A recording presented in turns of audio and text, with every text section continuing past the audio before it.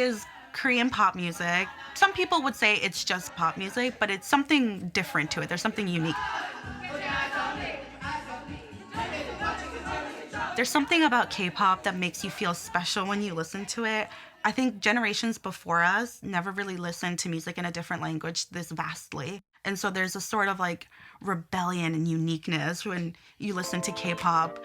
And there's also something about most of the K-pop idols being in groups that makes you feel like you're a part of something bigger than yourself. To become a K-pop idol, it's a lot.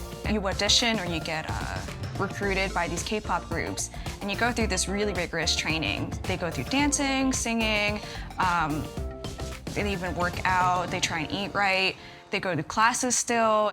They work up until maybe like 17, 18, then they debut. There's always a leader, there's a person who might be like super attractive.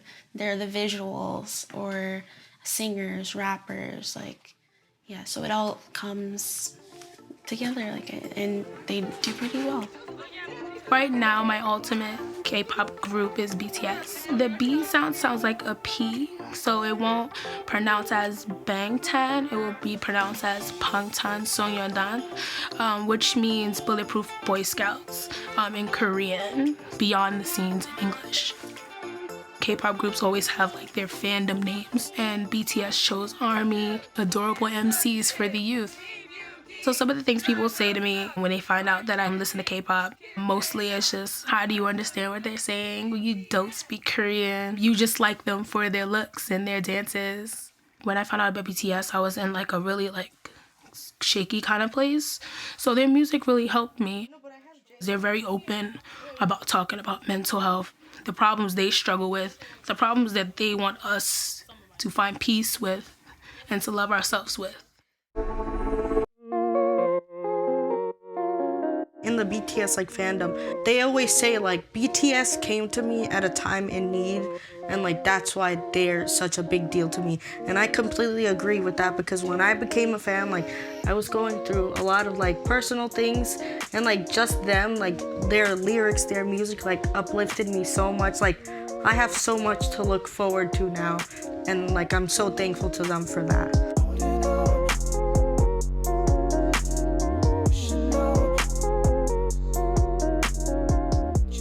Bangtan Bitches are a group of 6 girls who all got together, and we do things like host events. So we throw like coffee shop events to celebrate certain members' birthdays of BTS. And we have like karaoke, and everybody just has a good time together, really. And we try to make them free so as many people can come and enjoy it with their fellow ARMYs and friends.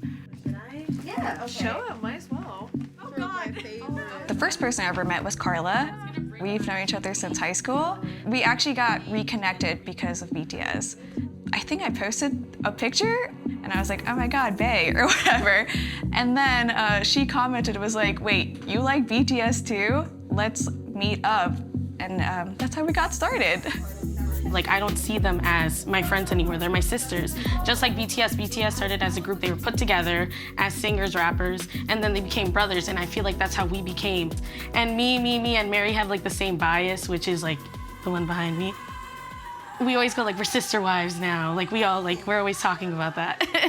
Before the Bangtan Bitches started, it was kind of really only me, and I didn't exactly have anybody to connect with. I actually used to pay my little brother to watch videos with me, and it was really sad. So I'm really glad that I have friends now who kind of like the same thing. Fancy you. So that's like the point dance of fancy. And, you know. I think the primary difference between K-pop fans and other fan groups is their sense of curiosity and their openness to a culture. I really want to learn Korean to be able to understand the lyrics and the contents better. And the culture and the language itself, I think, is so fascinating. Within the fandom, it's worldwide. There's fans in every single country. Yoongi, he recently did a V Live. Somebody said, like, I don't speak your language, but I love you, yeah. And what did he say exactly? And he was like, oh, like, language doesn't matter. Between us. Between us, and he's like, I love you too. There's something about K-pop in general that just makes the fans so passionate. I think we're by far some of the most passionate people. Whether people might portray it as positive or negatively, I guess it's up to the person to decide that, but we're very, very passionate for sure. Sometimes us defending our groups make it seem like we're being toxic, and it can be twisted. Sometimes the little bad apples overweigh the good. I feel like people really rely on these K-pop idols to connect when they wouldn't otherwise connect in a way with other people. I think at the end of the day, K-pop is just another genre of music as well as a culture phenomenon, and it's being internationalized here. But at the end of the day, no one should really be teased or kind of targeted for liking something that's supposed to be an international language. A big thing in the BTS army is I Purple You. Purple is the last color in the rainbow that people forget about, but it represents like love. Other people with their fandoms, they come together to support their group, so we're coming together to support our group. And like we stand with them with everything, no matter what.